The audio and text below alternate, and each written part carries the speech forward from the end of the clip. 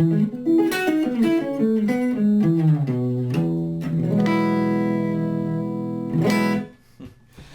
gang, today I wanted to show you a really simple technique using stuff that you already know that I think is going to really help you get a lot of fretboard freedom. Yeah, I really think it's going to help. And it involves playing chords, of course, and it involves using the 4, 3, and 2 strings.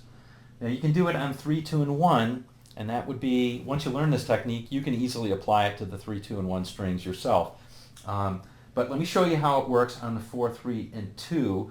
We'll do this all up close, but you probably, if you're like me, you were raised on the guitar and rock and roll, and so you learned the, because of the power chord, the ubiquitousness of the power chord, you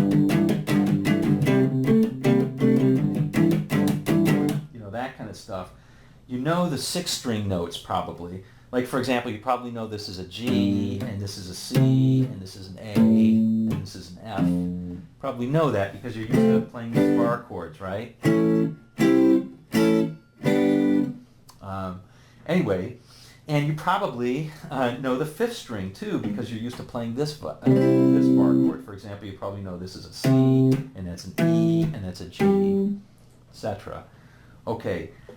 Most of us have that sort of quizzical look, and it takes us a little bit of brain work when we talk about the 4, 3, and 2 strings, particularly those strings. So we're going to work on 3 forms, and they all derive from chord forms that you already know. Okay, that's the beauty of it. And once you get this, you can use this as a guide for your solos. You can use it as a guide for your accompaniment, to not have to move around the fretboard so much and you know, move like a flash from the top to the bottom. You'll be more comfortable staying in the same position. You'll see the differences between different chords.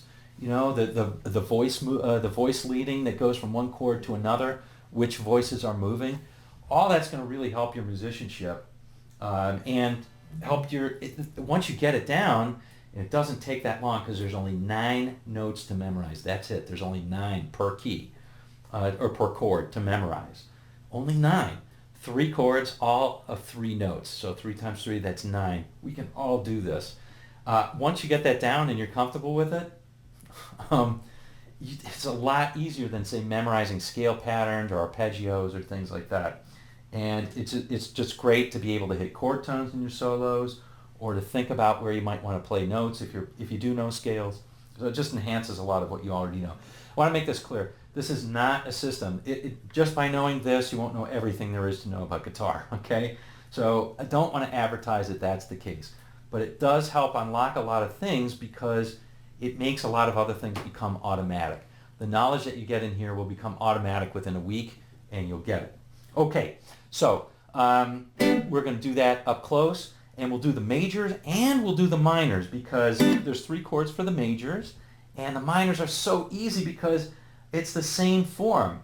It's the same form, and you won't forget them. So for example, you know, for the G, we'll do these. Those are the 3. Don't worry, we'll do them slow motion in just a second. And then here are the minors in the same place. Instead of this, we'll play this. Instead of this, we'll play this. Instead of this, we'll play this. Notice I didn't have to move at all. I just need to move 1 note. Okay? Those forms will stick in your head, guaranteed.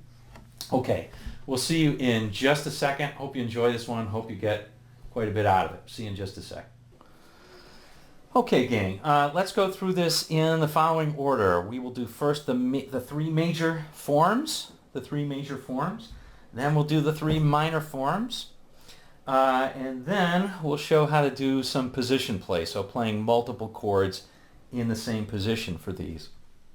Now, remember that the triads that we're working on are, for the majors, we're going to have 1, a 3, and a 5.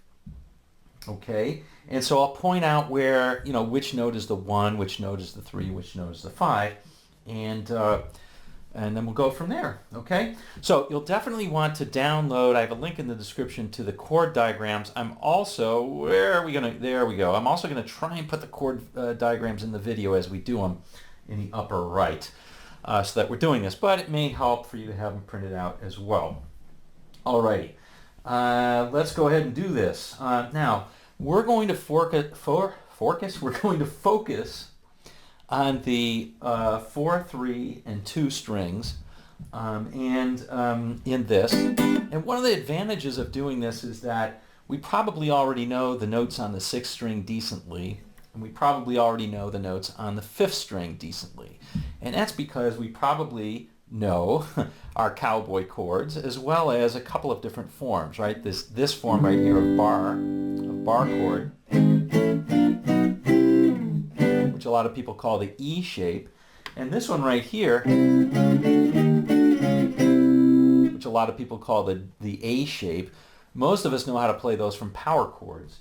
So we've, at least those of us who came up on rock, and so we know the 6th string notes decently and the 5th string notes decently, but those pesky 4, 3, and 2 strings, and even on the top string as well, even though it's the same as the bottom string, sometimes we have problems.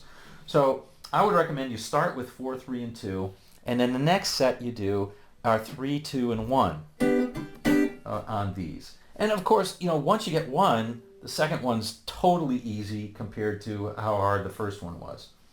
All right, so we're going to use the knowledge that we have already to get these forms. Let's start with doing this in G. So we're going to cover G first. All right, so here's the first form that we're going to do based on the E, excuse me, on the E form. We're only going to use the 4, 3, and 2 strings, which would be this, but we're going to finger it a little bit differently to make it easy. Here we go. Right, so we've got on the 4th string, 3rd string, and 2nd string respectively, we've got 5th fret, 4th fret, 3rd fret. Okay, now let's name the notes here. This here's our root right here, that's a G on the 4th string. So that's the 1, right? The 1 note. G is the 1 note. This one is the 3. Our B is a 3, and our D sitting on top is the 5. So 1, 3, 5. Okay, 1, 3, 5. Great. So now we've got the 4th string. We've got to get the 3rd string and the 2nd string. So let's keep going up. Here's the second form. Found it. I found another G up here. This one happens to be on the 8th fret on the 2nd string. That's a G note. And here's the chord, the full chord, right? So that happens to be the C shape. It looks like our cowboy chord of a C, but then we use our first finger as a capo and bring it up to here, right? Again, we're just going to use 4, 3, and 2 strings, and we've got this one right here, 4, 3, 2 strings. Okay, so we've got 9th fret, 7th fret, 8th fret. And in terms of the notes of the scale, we've got 3, 5, 1. Our 1's up on top there. 3, 5, 1. Okay, so we've got a 5th in the bottom, 3rd in the middle. 3, 5, 1. I said 3rd in the middle, that's the 5th in the middle. 3, 5, 1. Okay, so now we've got the 4th string, we've got the 2nd string. The last one is the 3rd string. Let's keep going up. There it is right there. We already knew that. It's a whole octave down from this open right there, right, which matches our G chord. Okay, but that's the A shape. Sure enough, there it is right there. There's our G, there's our root on the 3rd string, 12th fret. Okay, so we've got the, let's see, there's our 1, there's our 3, and there's our 5. So in this case, our 5 is on the bottom, our 1 is there, and then the 3 is on the top. And that's it. Now we could keep going up, but you'll notice that the shapes stay the same. There's our E shape. If we really wanted to go up here, it's hard to finger. Need one of those 24 fret jobs. Anyway, I could play that. That's my C shape. All right, so once we get those down, those are our G's. Okay, very helpful to be able to understand when I'm moving between scale positions. Those are great forms to anchor in our brains so that we don't get lost, remembering that any of those tones are going to be great to play over a G chord. Okay, let's move on. Let's do C. Okay, now we could play this one right here, but let's not do that one because it's too close to the nut. So let's move up. Let's play this one. You can see there the root is on the third. Okay, keep going. Up, there's our next one. All right, that's 10, 9, 8. That's our E form. And keep going up. There it is right there. That's just an entire octave up from our regular C form. So in this case, our root is the C on the second string, 13th fret. Okay, we could do the same thing for D, right? Except we could start with this one right here. There's our D. D on the second string, right? Third fret. It's a C shape. Keep going up. We're going to find, there it is. There's our A shape. And finally, there's our E shape right there where the root is on the 12th fret, 4th string.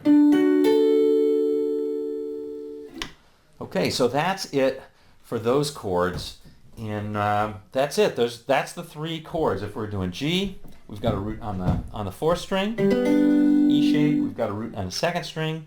C shape, and we've got a root on the 3rd string, A shape.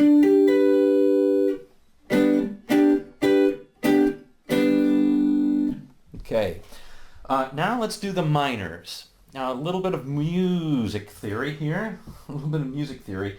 A minor takes the third of the chord and flattens it, okay? So it lowers that third. So in this case, we're going to go from our regular G major, which we learned was 1, 3, 5, and we're going to flatten that third to make it go from here to there. And you'll notice that that fits with that big G chord, right? So now we're just going to play this. Okay, so that's that one. So let's go over the G. We've got G on the 4th string, 5th fret. Okay. Our third, which is a B flat, is on the 3rd string, 3rd fret. And then our D is on the 2nd string, 3rd fret. Okay, let's go up to our next form. Guess what? We start by thinking about this C, and then we're going to take our third and lower it. So we have this C, which is a major. Okay, and we've got 3, 5, 1.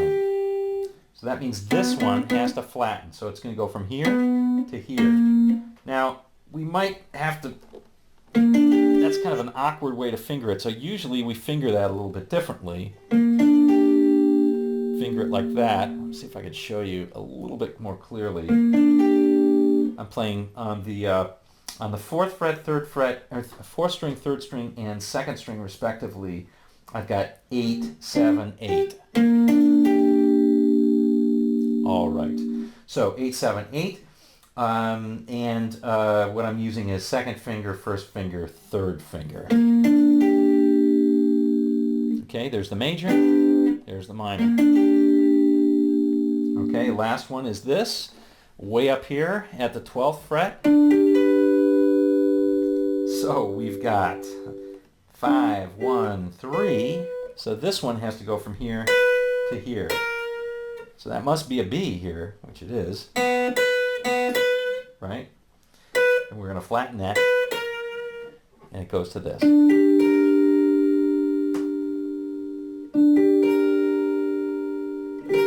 Okay, so that's it for the minors. And we could do the same thing with C or with D. Let me do it for D. So we've got this one right here, the C shape. I'm going to flatten that third from here to here. Okay, here's the next one, the D shape, or the A shape. We're going to flatten the third from here to here.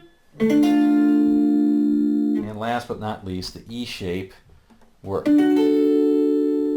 going to flatten that third from here to here. Okay. So that's basically it, folks. The more, I promise you, the more that you look at this, if you're not used to doing this, if you're just used to banging out chords like this,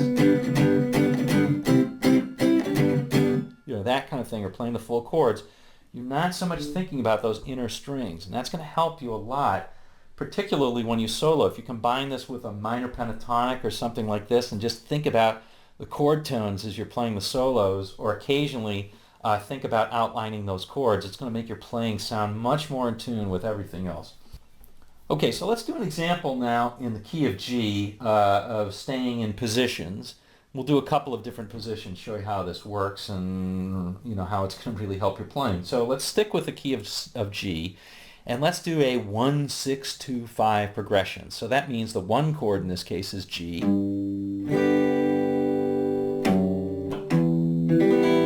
The 6th chord is an E minor, and the 2 chord is an A minor, and the 5 chord is a D major, and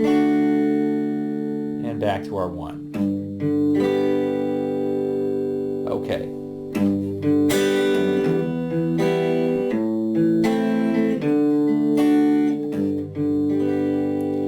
How would that work if we were finding all those chords and trying to remain in a similar position without moving too many frets, and we're thinking about that? And that has a lot to do with the solos that you're going to play. So when you're playing over a G major, here we go. So let's do it in this right here. Start with that G major chord. So let's try and find an E minor that's really close. There's an E. Beautiful when you only have to change one note, right? I think next we went to an A minor, right? And now a D major. And now we've got a choice going back to D, or going back to G. We can either go up to this G or down to this G. I chose to go down. Now notice if we substituted the C major for the E minor, they're both related chords. A minor is a related minor to C major. We can stay really close with all of these things. So here's a G major, E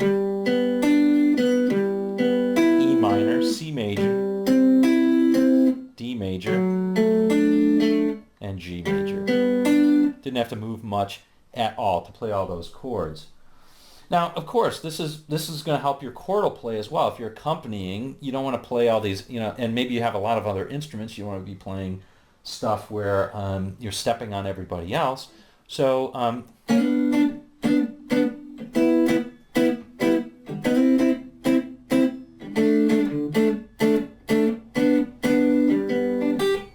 know, something like that might be very appropriate. All right, but definitely when you're soloing, it'll help. Let's go mosey on all the way up to here. So let's try the same thing. The 1, 6, 2, 5, 1. So here's my 1 chord, G major. Here's the E minor. Sorry, I played the 5th string there.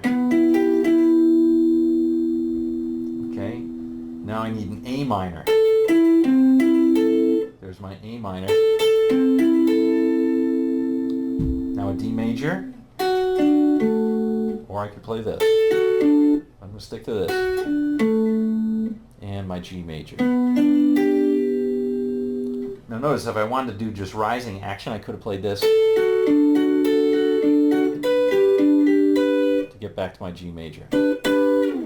Anyway, the more you do this, the more conversant you'll be, and it's just another one of those things to have in your trick bag. Really helps you understand the fretboard a lot more in a simple way, and if you already know some scales, it can really enhance your knowledge of the scales as well.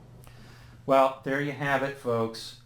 3 chords, 3 major chords, 3 minor chords, and that's a lot to help you with just about any song, to help you play some good notes in there, or to just get your bearings if you're playing a solo, or to play some really interesting notes if you're accompanying.